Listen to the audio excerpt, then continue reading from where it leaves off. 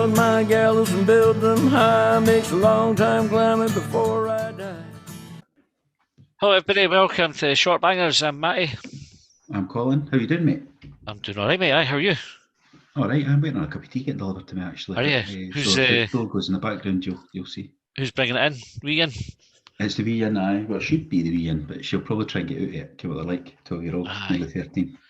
I've been feeling a wee bit skew with today. I got these painkillers. So I get this thing, like, see if I sit down for too long. I think it's because I'm overweight, right? If I sit down too long, bottom of my back really gets sore, like really sore. And then if I say sit down for too long, maybe like half an hour, just get like a pain at the bottom of my back, sort of like the top of my arse, that sort of general area. So seen the doctor about it the other day, and they just gave me these like strong cocodamol. And I took a couple of them, but they made me feel right sick. I think they're too strong, so I'm maybe just going to have to kind of cut down to one of them. It's a weird thing. I think if it's just getting old, if whether it's age or weight. And you're older than me. Aye, so... a lot older. Was it 4 months or something? It's better than that, surely. Oh no, it'll be about 4, November to February, that might even be less than 4. Aye. Folk will be watching this, not believing it. They'll be going, fuck off. I think he's much younger than him. That's what they'll be saying. Speaking of like, alright, it's not really about the similar age thing, right? We were doing a training thing at work, right? So obviously everyone's on Zoom these days, and the trainers, like everybody's got to be on camera, right? And our work hardly ever, like it's like maybe it's 30% of the time folk go on camera, 70% of the time off. Right, it varies. Depends who you're on with. Like I generally stick the camera on. I quite like having the camera on and seeing folk, but a lot of folk are quite uncomfortable with it. I think it would be over it in a way. It's been ages. Like, I think it's a bit of bad culture actually, not putting them on. I think folk are hiding. But... Well, aye. So anyway, this the trainers, like every camera's on training standard. I think partly for that reason. So we were on the training the last day that they were doing it, and everybody's got to go through it. And word was basically try to catch you. Like the trainer would ask you questions if they thought you weren't paying attention. And when I heard this, it reminded me. You came about the story here with Mr. Matthew, our maths class. Aye. When he shouted at me, you fed me the answer because I hadn't been paying attention. You tell me the answer was pie. The fucking answer was no pie. Imagine listening to me. Failed maths twice, man. What a daft bastard I am. If you're going to listen to it, it just shows you what panic does, eh? Aye. So I'll even listen to him. I tell the team, we were in the office this week for a couple of days, and I was saying that this happened. Like, so if I get asked a question and I'm not paying attention, I promise now my answer will be pie. Thankfully, it never happens. But anyway, right, we get some questions in. First question is from Fatus Prickus. I think Fatus Prickus sent us a question last week. Oh, we never read it out. One of the two. One of the two. Sorry. Them again, so. Sorry, Alex, if you sent it and we missed it, I apologise. Right, subject is the hokey cokey. What was it all about? And in this age of inclusivity, can amputees take part? I think they'll just change the song. You sort of like the books. You know, they were talking about Roald Dahl last week, eh? I think they probably just changed leave the left arm bit out. So, for example. Do you think they do the thing where they just murmur? You put your in, you put your out, out, shake it all, because then it's totally ambiguous, isn't it? You can just decide. Possibly. I watched a thing on just with that sort of. It was quite funny. I think I don't know why it sprung to mind because of the but Steve Martin, you know the actor that used to be like funny in the 1980s, like had some proper good films. There was a wee clip on Facebook videos of him doing a reward acceptance speech, and he says, I won't go on because folk have already done that, right? He said, but I just want to thank some special people. My manager, and but he does this like for everybody that he's listed. It's like my agent, and then he gets to, he goes, and finally my wife. It's really funny. Anyway, so I think that's what they would do with hokey cokey, just to answer Alex's question. You're talking silly things like that, the way that video I sent you this morning. It's just stupid.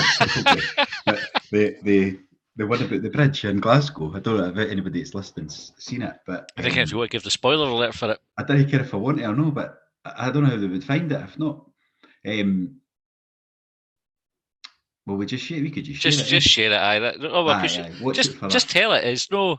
I don't think it's that much. It's not that worth it, eh? Nah. If folk went and saw it, they would be like, Aye. So the story is that there's a new bridge in Glasgow. I think it's new. I think the clip that got retweeted was from like Wednesday. It looked recent, yeah. Aye. And so there's a new bridge. And they've got this whole build-up with teachers and that all going, what are they going to call it? What are they going to name the bridge? And it goes on for ages, and it's like, I'm really looking forward to crossing over the bridge. And I really want to walk underneath it and that. And my boy's obsessed with it. Oh, what are they going to call the bridge? And they've got the kids going, what? And it goes on for about 3 minutes, eh? 2 minutes. What are they going to call it? What are they going to call the bridge? And they just called it the Sighthill Bridge. It's just like the way it is. It's like the Borehrig Bridge, the fucking Gilberton Tunnel. Like, what the fuck? It's like, so you think they've done that in the Bingham Tunnel? What are they going to call it? What are they going to call it? The Bingham Tunnel. Oh, fucking yes. And they put a wee video about it. Could have believed it. Just totally tickled me though. I was waiting for like a Bridgie McBridge face or That's something exactly like that. What I said to Carol. I thought they were going to say something daft, like proper mental, the way they shared it and built it up. To just call it the fucking tune that's in. Aye. That's like, you seen the clip with it was for, like, is it a school and they're going round there's like other kids and they say their name, but I can't remember if they were doing it for like gladiators or something like this. They're all like, this person, and he gets the one lad, he just goes, I'm Brian. You're lucky I could do it deliberately, eh? Aye, definitely. Like, that's kind of, we would have done it. Just Dave, you would have said Dave. Dave. Anyway, right. Cal asked, what do you think the first ever person who milked a cow was actually trying to do? We've been asked this before. It's a good question, eh? I think we went round the houses on it, as you would probably expect. But you do wonder, eh? You wonder what they were, if it was some kind of introduction to bestiality. Do you know what I think happened? Right, thinking about it, and this is the most plausible set of circumstances I can come up with, other than just like wonder what would happen here. I reckon the person's had cows, right? So they've had the cows for food or whatever. They've seen the calf feeding off it, and they've maybe had to move it on and got a bit of milk on their hand and went like that. I went, oh, that's all right. That tastes all right. And then they would have a look and went, well, I could maybe just manually do that, and then just did it. Aye. See if they didn't manually do it, would it just come out itself, like overflow? So they thought, wait a minute, that's fucking bursting, or whatever the word would have been. I need to squeeze it out. It's in pain. It's in, I'll help it. Aye, because they do need to do that with cows, don't they? If they don't get milk, it hurts them. I believe. Well, you think it would be like having, I don't know if it would be like it, but if you're needing a pish and you're having it in, and then you're like, it would just start coming out, wouldn't it? Aye. And it'd be sore if the longer to hold it in once you get past sort of bursting point. So I wonder if it would just be the same for milk. I don't know. I'm going to say yes. That's maybe a real answer rather than what we came up with last time. Go back and listen through the archive. Aye, we would have given it a different answer last time. So it probably would have been. Wonder if I could one. John might have been on it. And John would have been talking about trying to get sell a blowjob or something. It would be brilliant if they thought ahead, though. If it was done like that and they went, quite fancy some cheese on toast. Cheese hasn't been invented yet, though. How am I going to do this? And that was a starting point. Maybe that was it. Right. Tom Wallace asked, books. What's the best football book you've ever read? He's got a good picture of Budgie, the autobiography of the goalkeeping legend John Burridge. Best football book. I tend to I went through a period reading autobiographies, but then I found they're all the same. Like you read a football autobiography before, I assume. Yeah. They're all the fucking same. They're all there. It's like, oh, I had done this, and then I got picked for my international team, and then I got bullied in the changing room, and then I was good again. It's like, fuck, boring. So a lot of them are a bit shite. And I've read a couple of the casuals ones. You read them? Yep. Not getting into too much. I don't think of them. And you read the Hibs history ones, the Lugton ones. You read them? I've not read the Lugton ones, no. Nah, I've read the first couple of them, and I've got John Campbell's one sitting as well, or two of them, because I think the third one never got published actually. So I've got the last Lupton and the two John Campbell ones that follow on, but I took away the rest of them because they're quite hard work. And that there's just like loads of, and then they beat fucking 4 for 1-0.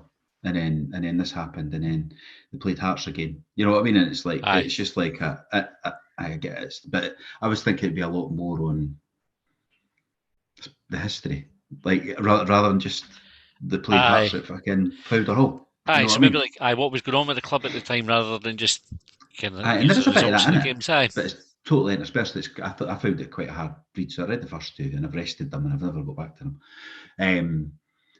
But that's not answering. That's kind of just answering what I've read rather than what's the best one. Aye. Mm-hmm. So I've read a lot of books, but I actually even bought one once. It was that boy Marcotti. Well, I think if I bought it, but I definitely acquired it somewhere. Shoplifting. No, I wouldn't have done that. It was called The Italian Job or something, and I started it and I went nah, because it was all about like the evolution of formations and that, and I must have thought, oh, aye, that would be a good read. Nah, that's maybe when I discovered that I'm not that bothered about that side of football. I actually kind of think my favourite one, because I don't think I really enjoyed that many of them. I've read a lot of books. Probably the Lugton ones just for the sort of historical nature of them.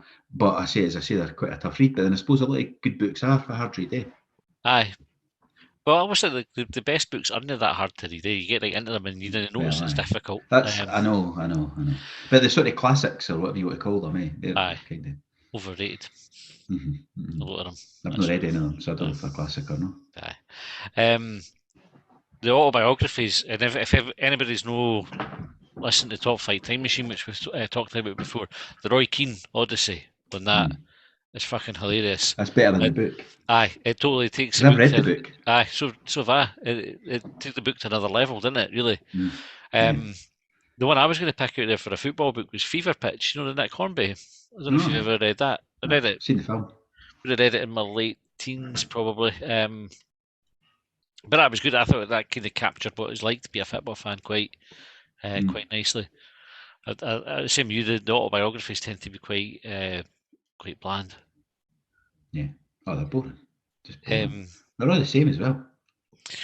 Right, definitely had this question before. It's for Neil Renton. He says, "Who would play you in a film of your life?"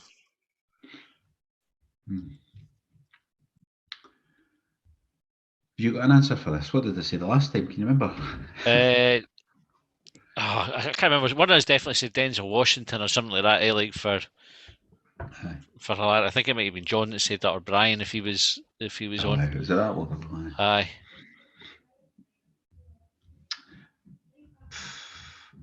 I'd go for somebody Scottish, right? Would you? Because there's nothing.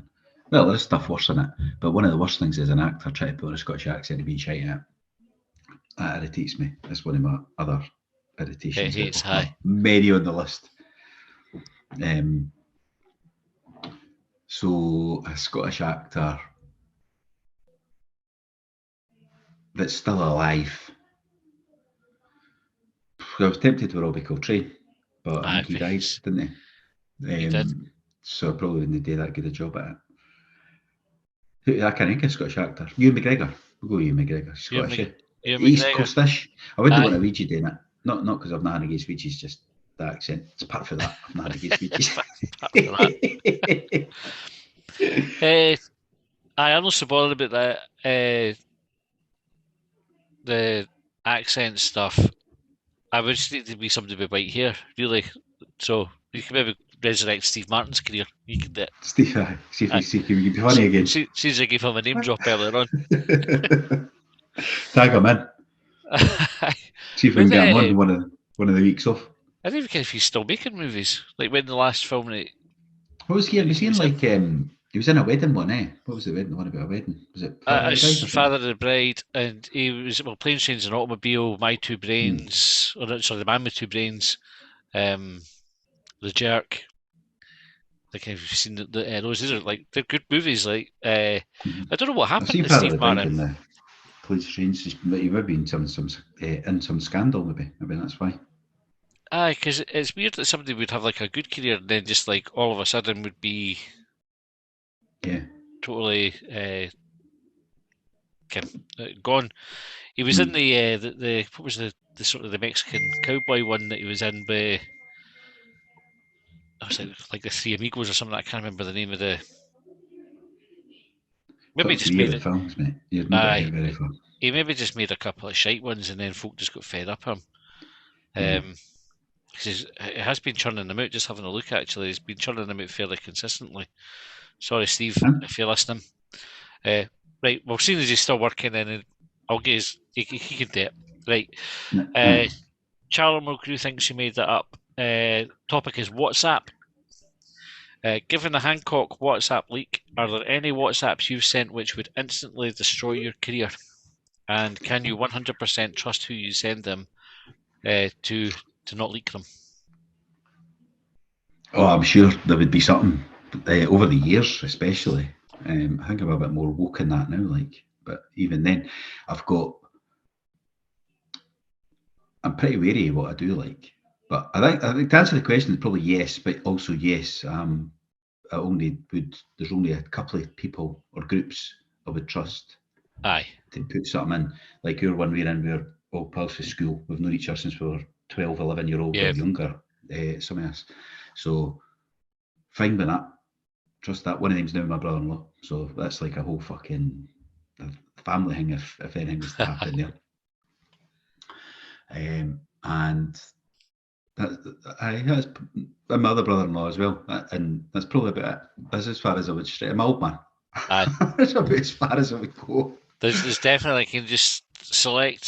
So I think the issue is like context is like I was saying yesterday. Like I had joked yesterday in a WhatsApp group about it was World Book Day, and I think I've said this before. Like I'd convinced folk at Sky one time that I'd sent the kids to school as Nazi stormtroopers because they'd been reading Mein Kampf in school, and it went without comment. And I just sort of did that same statement yesterday in a WhatsApp group. It got accepted, and then added in that we managed to get authentic looking uniforms because we lived next door to a small person who was really into it or that kind of thing.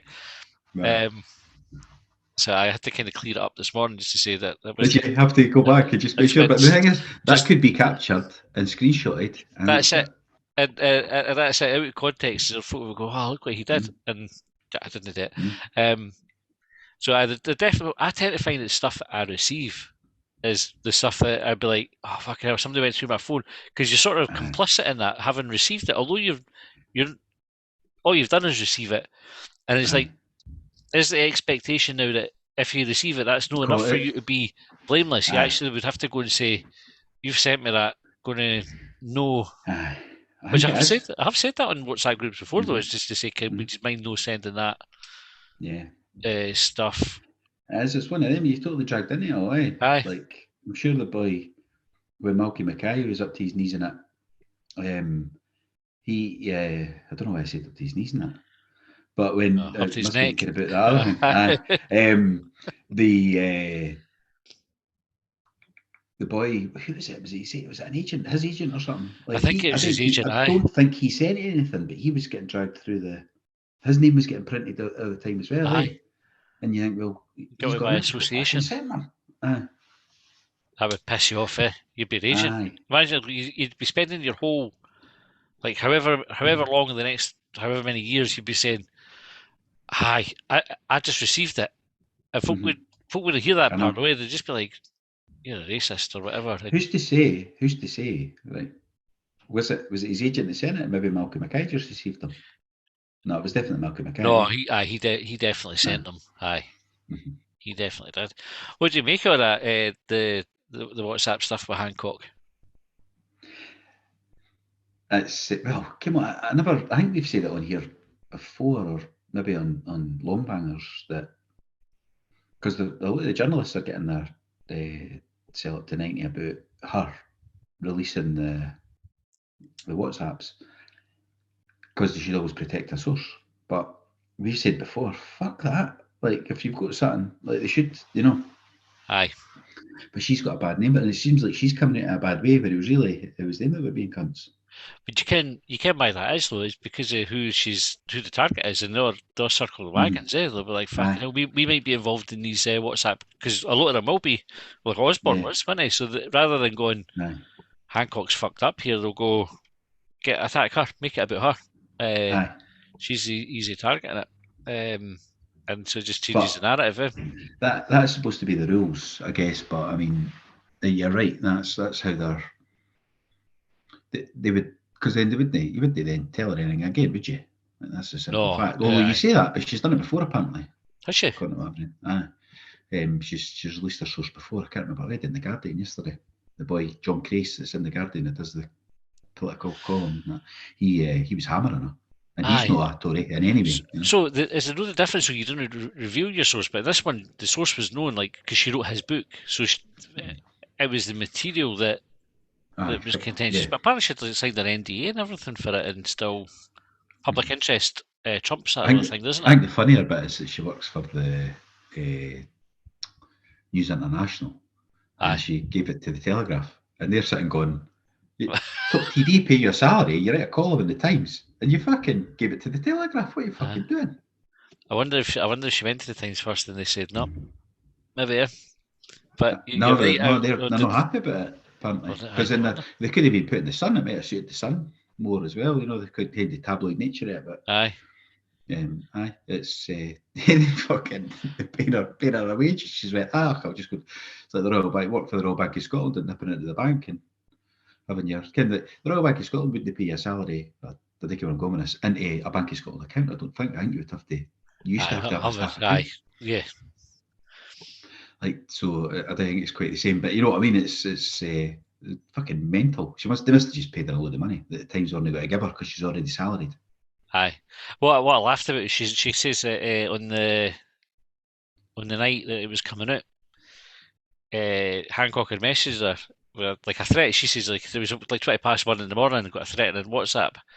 And he says, no, I didn't. Well, I said that she'd made a bit of a mistake, or like there's been a mistake. So obviously he's going, you've made a big mistake, like fuck you. And then he's just trying to play, no, I was like pointing out a wee error that she's made. You have made a mistake. You definitely have. Yeah, what a fan I am, man. An absolute fan I am, man. Yeah, absolute. Fucking arsehole. Right, last one from Charlie McGrew thinks he made it up. It said Bakers. Did Greg spell his own name wrong when he registered his name at the company's house? It's 2 G's, aye. Yeah. Is that a name? Have you ever seen that? Anybody else called that? Like Greg with 2 G's? Well, most of them have 2 G's. This one's got 3. Aye, sorry, yes. Aye, I know what you meant. I just be a dick. Good pedantry. Aye, yeah. Thanks. Appreciate that. That's good. I like it. I do like that.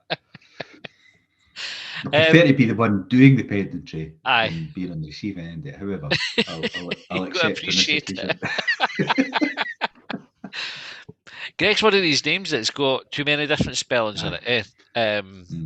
So the traditional would be Greg, wouldn't it? But then you get the Greig. Yep. And then the double G introduction at the end as well. Right. So is it too many of this 3? But how many? You only need one. Aye, you only need one. I think that. So I get with my name, with Matthew, some people spell it with 1 T, but I think that's wrong. I think the proper way to spell it is with a double T. But I don't know if I'm biased there, but that's how.